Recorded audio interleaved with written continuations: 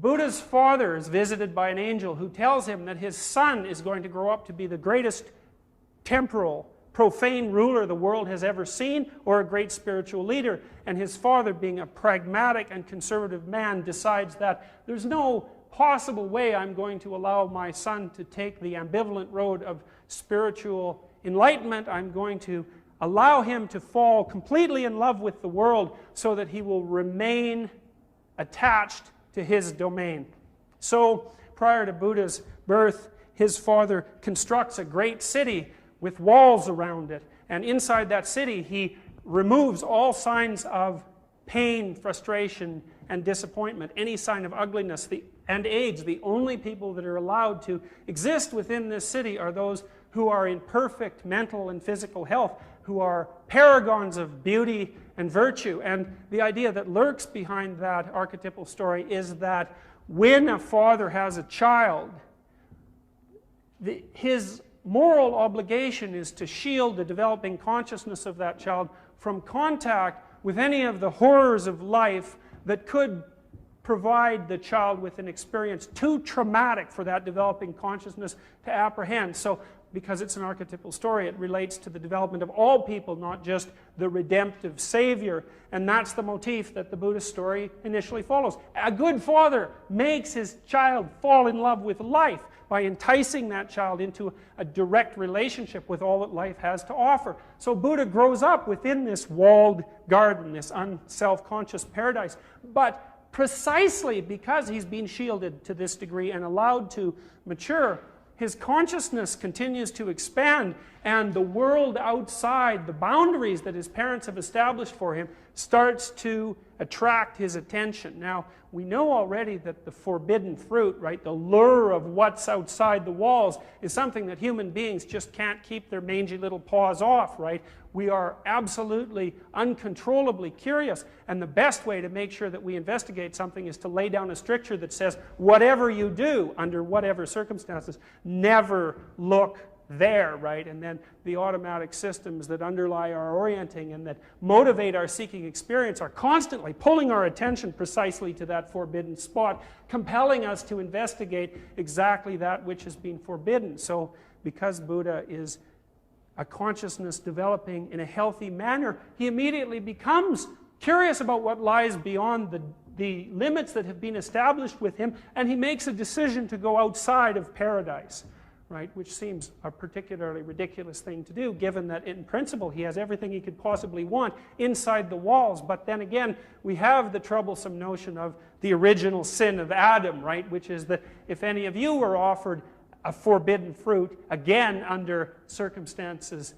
mythologically equivalent to those that obtained in the beginning, you'd immediately reach your hand out and take it, because what we haven't got for human beings is always far more compelling than what we have got.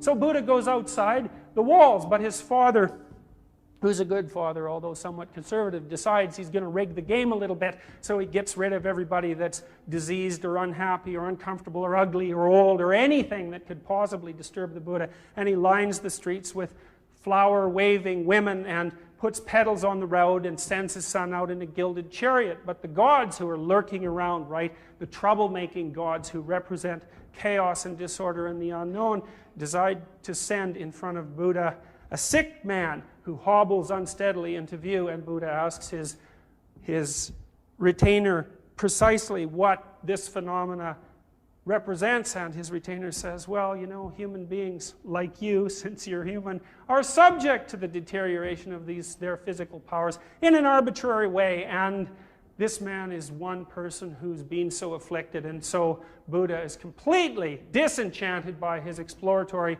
move out into the terrible unknown, and runs back into the castle walls and shuts the door, and is perfectly happy to think of nothing for months. But then, as his anxiety habituates and his curiosity grows, he can't stand the notion of never going outside the walls again, and outside he goes again.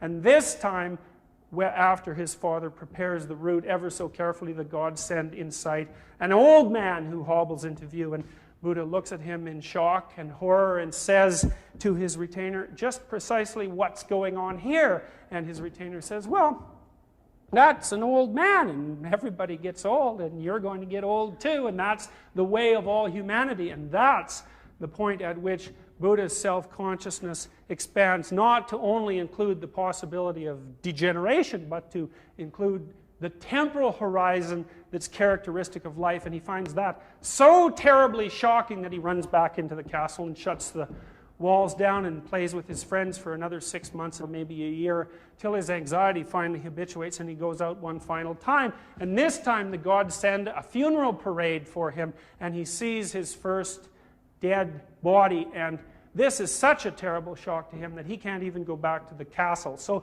his father prepares for him a great party in the woods near the castle, full of nude dancing women who are perfectly willing to flaunt themselves and to offer themselves to him. But Buddha is so absolutely and catastrophically shocked by this notion of emergent death that he can't take any pleasure whatsoever in what's being offered to him, and he leaves the kingdom once and for all. And you think, well, it's exactly what happens to you when you grow up, right? If you're reasonably well socialized and properly looked after, then your curiosity gets the better of you, and you keep going out into the world until what your parents have established for you is no longer sufficient for you.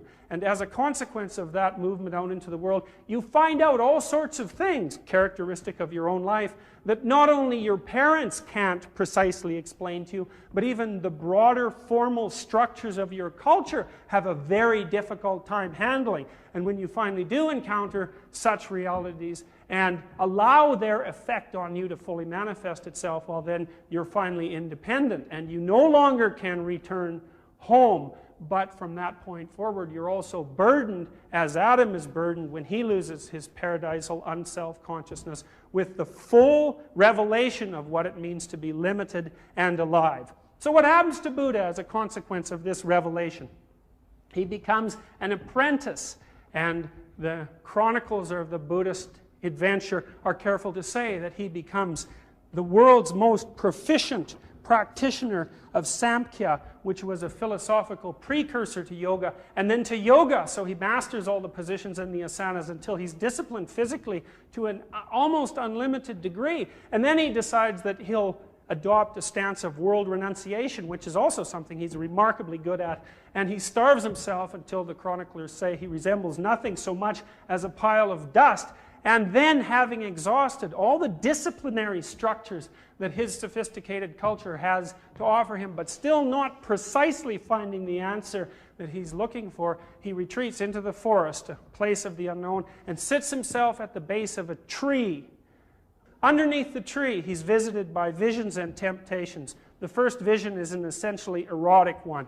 Life itself tempts him back out of his self-conscious state into the domain of pure physical pleasure. A perfectly reasonable temptation, right? And one that's powerful enough so that Hindu philosophers say, as their churches and cathedrals are covered with erotic drawings, if you can't get past the erotic drawings into the church, that's the domain that you should still inhabit, right? In the dawning phases of life, at least till middle age, that's the appropriate mode of being, to be enticed and seduced by the physical pleasures that life has to offer. But in the final analysis, those are not sufficient to solve the problem of emergent self-consciousness. And so the angel of death visits him and offers him the opportunity to exist permanently in a state of nirvana. A very, very interesting twist on the story, because you have to wonder, given the association, say, between suicidality and the notion of paradise that exists underneath that, if what Buddha isn't being offered by the angel of death is in fact death and the cessation